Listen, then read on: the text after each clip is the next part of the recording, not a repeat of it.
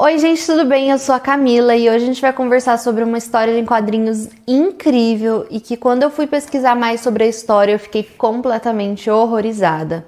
Mas antes de começar eu já te convido a se inscrever no meu canal se você ainda não for inscrito. Seja muito bem-vindo. Deixa aqui o seu like para ajudar na divulgação do vídeo, comenta aqui que eu adoro ler os comentários de vocês.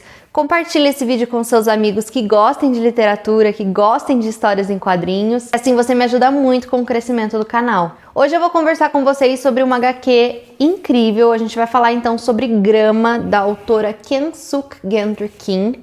Já peço desculpa porque eu não sei se eu tô falando a pronúncia do nome dela certo. Mas essa daqui é uma HQ que eu já queria muito ler desde quando o pessoal do Pipoca e Nanquim disseram que ia publicar, né? Eu já estava muito curiosa, eu acabei deixando para depois e acabou esgotando. E agora que eles lançaram a reimpressão, eu não pude deixar de garantir a minha.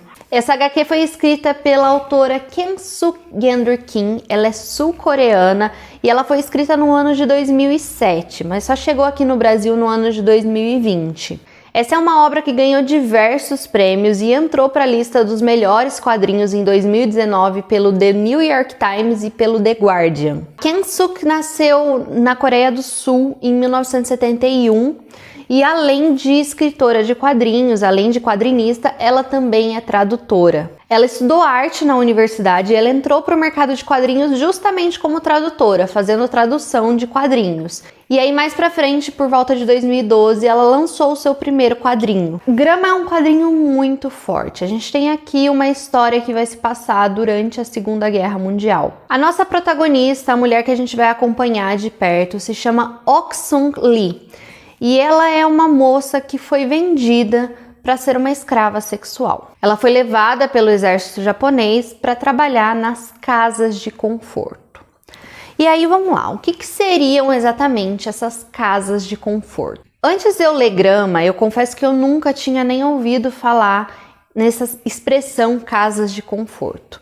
Durante a Segunda Guerra Mundial, ali nos territórios ocupados pelo Japão, foram criadas as casas de conforto, que eram casas que tinham como propósito satisfazer os soldados japoneses. Nessa casa eram mantidas mulheres, meninas, que eram obrigadas a se prostituírem. Essas garotas, e eu digo meninas porque tinham meninas de 8, 7, 10 anos, então não eram só mulheres, não eram só adolescentes, tinham também crianças. E essas garotas elas chegavam lá de diversas formas. Algumas eram vendidas pelas próprias famílias que precisavam do dinheiro, que não tinham condição de... Enfim, estava num período de guerra, então a escassez de comida estava muito grande, muitas famílias estavam passando necessidades e aí tinham algumas famílias que acabavam vendendo suas filhas.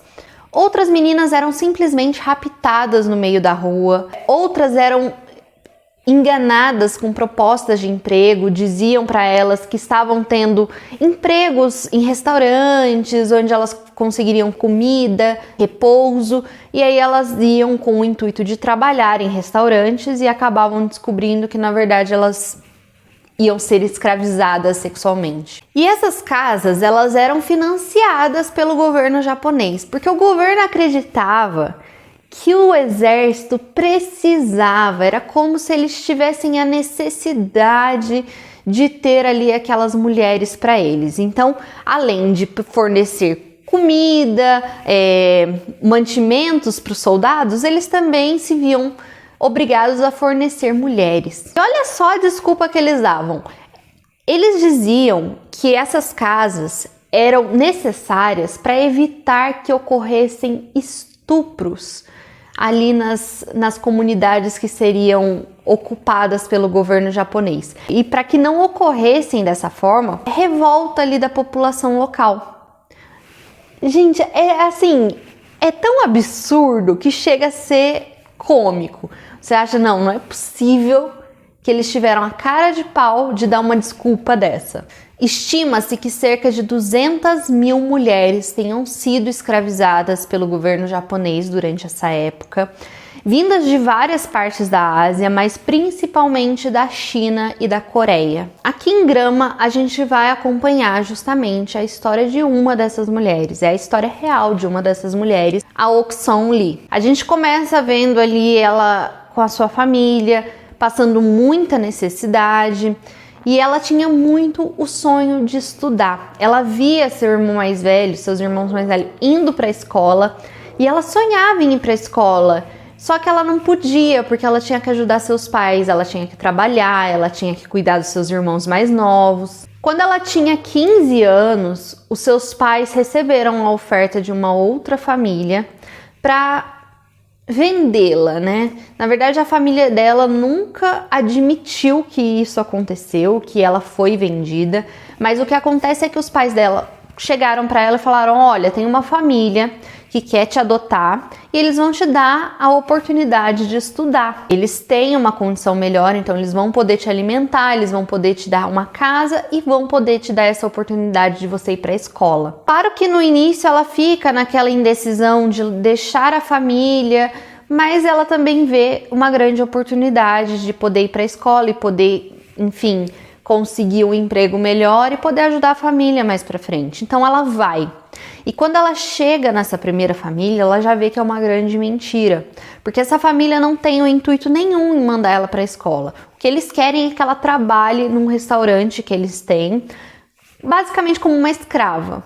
Até que um dia, depois dessas situações, ela é então levada para uma casa de conforto na China. Lá ela vai perder sua virgindade, vai ser maltratada das piores formas, vai ser abusada, vai pegar uma doença venérea, vai ser tratada de uma forma errada e por conta disso ela vai ficar infértil para o resto da sua vida. E assim, essas mulheres, elas eram abusadas por cerca de 10 homens por dia. Isso quando não tinha batalhas, porque quando era véspera de batalhas ou pós-batalhas, esses números podiam chegar de 30 a 40 homens. A HQ ela vai intercalar momentos da entrevista da autora com a Ok Song e momentos da vida dela, né, contando a história dela. A gente vai acompanhar a história dessa mulher forte que muitas vezes não tendo motivo nenhum para continuar querendo viver, ela ainda foi e viveu e, enfim, apesar de todas as adversidades, ela conseguiu superar. Ainda que esse tipo de coisa nunca se apague, né? O que aconteceu não vai se apagar da memória dessas mulheres, isso não vai ser recompensado de alguma forma. A autora se encontrou muitas vezes com a Ok Song.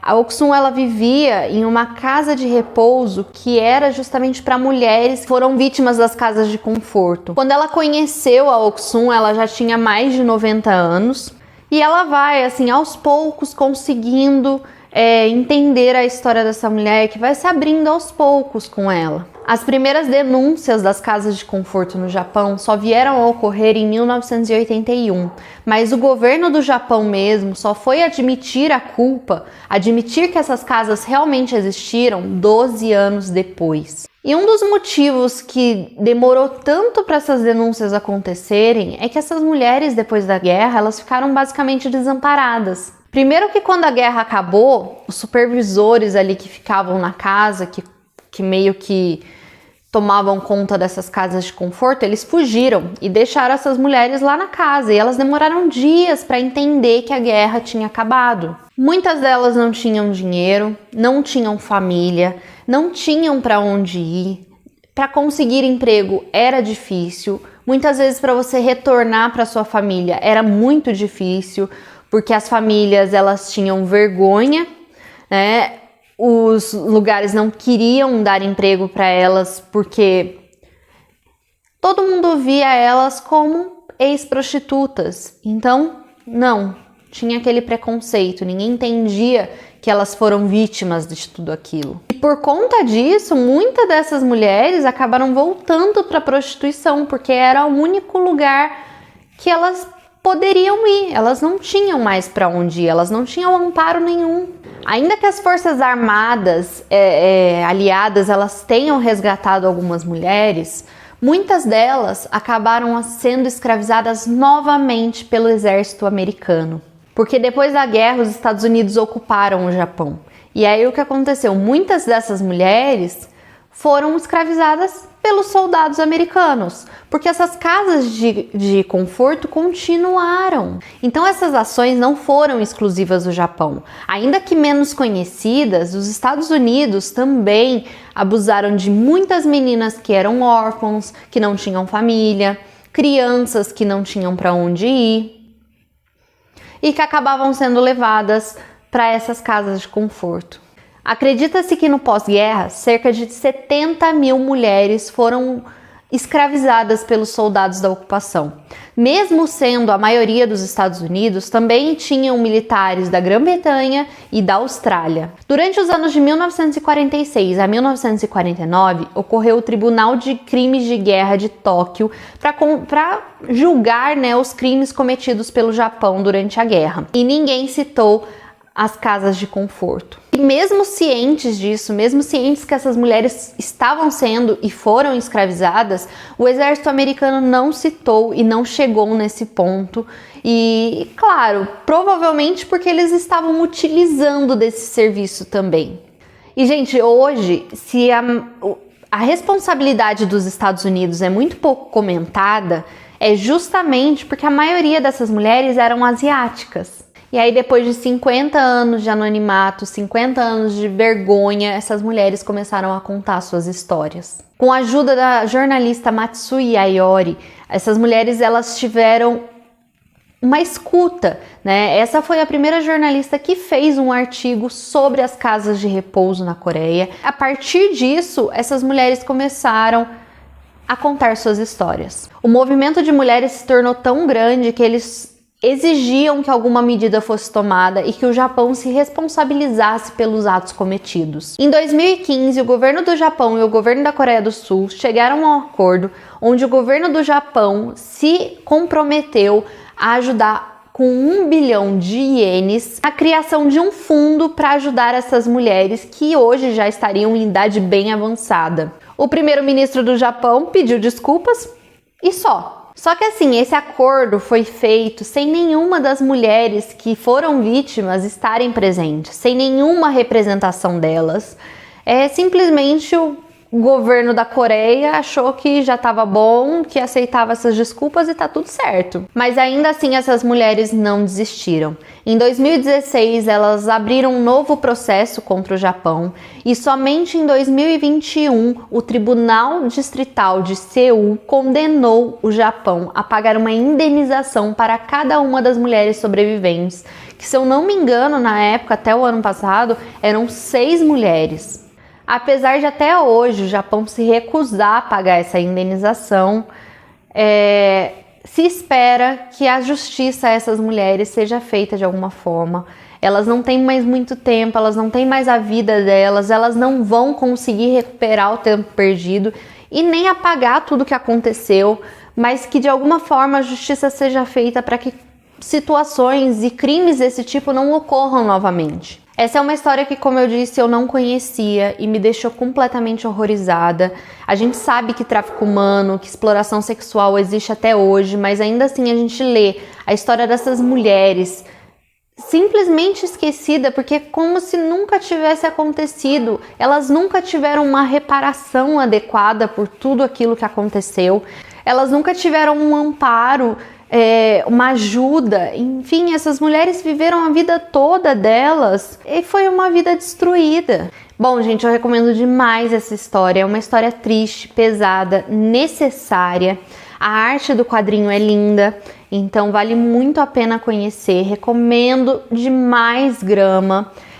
Não deixem de conhecer, aproveitem, porque daqui a pouco ela esgota de novo, se ainda não esgotou. Então não percam a chance de ler este quadrinho. Espero muito que vocês tenham gostado do vídeo. Não esquece de deixar o seu like, que assim você me ajuda muito na divulgação do canal. E comenta aqui embaixo se você já leu Grama, ou se você ficou interessado, ou se você conhecia essa história. Um beijo e até o próximo vídeo.